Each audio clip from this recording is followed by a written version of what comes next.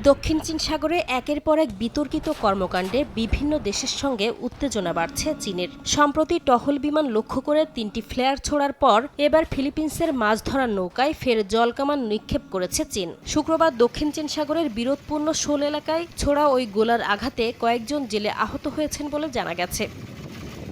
স্থানীয় সময় শনিবার এ সংক্রান্ত একটি ভিডিও প্রকাশ করে ফিলিপিন্স কোস্টগার্ড, যেখানে দেখা যায় একটি ফিলিপিনো নৌকাকে চারপাশ থেকে ঘিরে রেখেছে চীনা কোস্টগার্ডের নৌকা। এর আগে গত শুক্রবার সাবিনা শোলের কাছে বেশ কয়েকটি মাছ ধরার নৌকায় জলকামান ছোড়া, নোঙর করা নৌকার দড়ি কেটে দেয়া সহ চীনের বিরুদ্ধে বিভিন্নভাবে জেলেদের কাজে বাধা দেওয়ার অভিযোগ তুলেছে ফিলিপিন্স।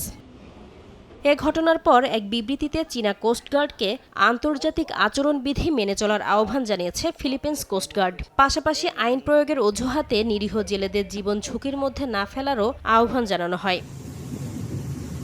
এদিকে চীনের কোস্টগার্ডের বরাত দিয়ে বার্তা সংস্থা রয়টার্স বলছে, ফিলিপিন্সের একাধিক নৌযানকে তাড়িয়ে দিয়েছে চীন। এ সময় নিয়ন্ত্রণমূলক ব্যবস্থা নেওয়ারও কথা জানায় চীনা কোস্টগার্ড। তবে নিয়ন্ত্রণমূলক ব্যবস্থার কোনো স্পষ্ট ব্যাখ্যা দেয়নি তারা। দক্ষিণ চীন সাগরের জলপথ ঘিরে বছরে $৩ ট্রিলিয়ন বেশি বাণিজ্য হয়। বরাবরই পুরো সাগরের ওপর অধিকার দাবি করে আসছে চীন। ২০১৬ সালে একটি আন্তর্জাতিক সালিসি ট্রাইব্যুনাল বেইজিংয়ের এই বিস্তৃত দাবির কোনো ভিত্তি নেই বলে রায় দিলেও তা প্রত্যাখ্যান করে দেশটি। নাসরিন রুমি, সময় সংবাদ।